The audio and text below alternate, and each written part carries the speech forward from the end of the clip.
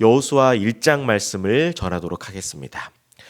하나님께서 드디어 이제 약속하셨던 그 가나안 땅을 눈앞에 두고 있습니다. 하나님의 약속의 말씀이 성취되고, 그리고 백성들이 그토록 기도하면서 꿈꾸었던 그 젖과 꿀이 흐르는 가나안 땅을 눈앞에 있다고 생각하니 백성들의 입장에서는 굉장히 흥분되고 기대감이 컸을 것입니다. 그런데 우리가 잘 아는 것처럼 오늘 본문 시작이 어떻게 되냐면 여호와의 종 모세가 죽었다라고 시작합니다.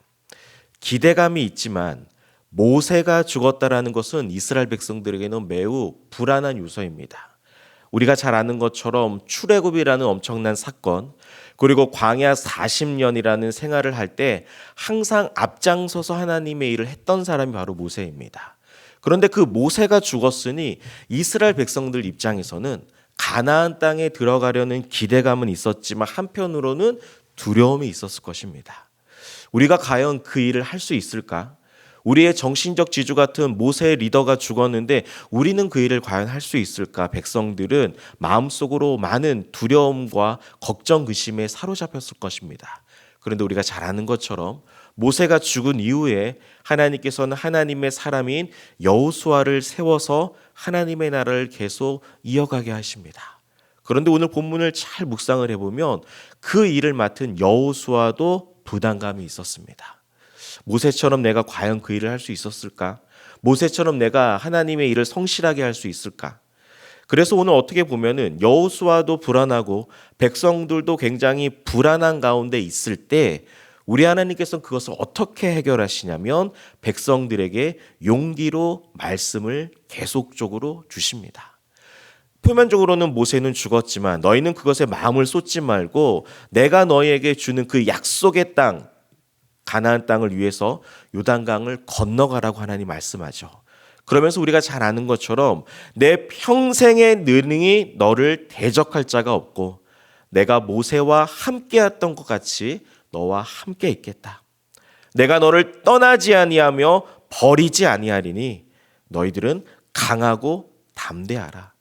너희 조상들에게 맹세한 그 약속의 땅을 너희들은 반드시 차지하겠다 하면서 하나님은 백성들에게 용기를 더하여 주십니다.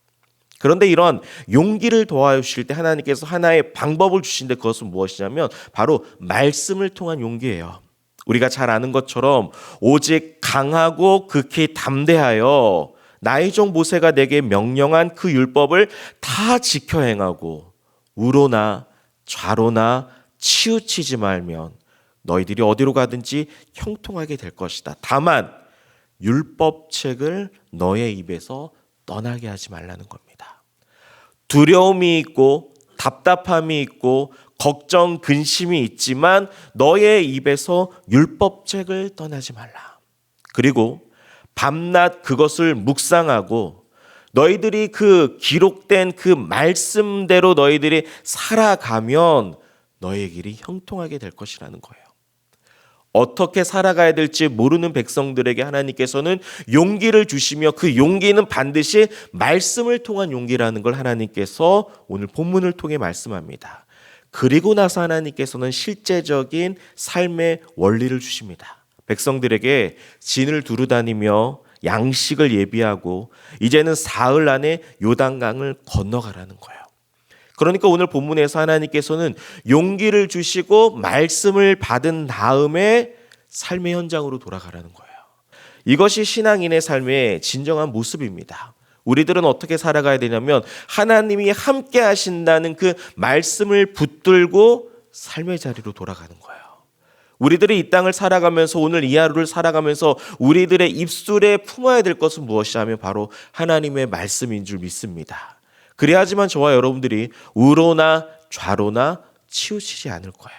하나님께서 오늘 본문을 통해 이러한 순종의 모습, 말씀의 원리를 말씀해 준과 동시에 우리가 잘 아는 것처럼 르우벤 지파, 갓 지파, 므낫세 반 지파는 모세를 통해서 민수기 말씀을 통해 어떠한 하나의 조건이 하나 있었습니다. 이 세 지파는 자신들이 먼저 앞서가서 싸울 테니까 가나안 땅을 다 정복한 후에 요단강 동쪽 땅을 기업으로 달라고 요청을 합니다.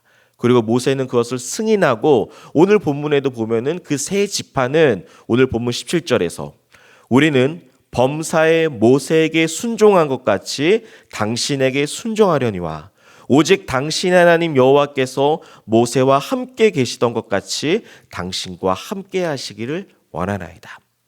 이 세 지파의 삶의 원리도 무엇이냐면 하나님의 말씀이었습니다.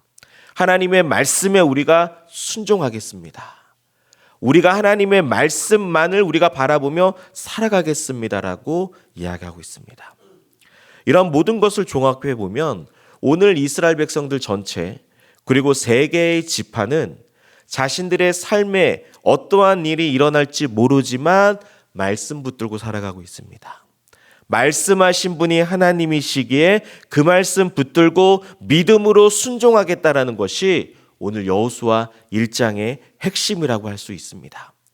오늘 이 하루를 살아갈 때 저는 그리고 여러분들은 어떠한 일을 만날지 누구를 만날지 어떠한 일을 겪게 될지 우리는 단 한순간도 깨닫지 못합니다.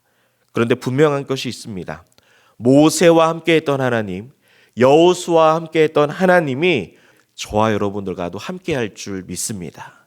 그리고 백성들은 이 귀한 믿음을 가지고 하나님 한 분만 믿고 모세가 죽었지만 여호수아가 불안하지만 언약의 말씀을 믿고 말씀하신 그분을 따라간 것처럼 말씀하신 하나님이 이루시며 약속하신 하나님이 성취하시며 선포하신 하나님이 이끌어오신다는 그 믿음을 가지고 백성들이 요단강을 건널 준비를 한 것처럼 오늘 이 하루 저와 여러분들도 하나님의 말씀을 마음에 품고 용기를 내서 믿음으로 살아가는 복된 하루가 되기를 간절히 소망합니다.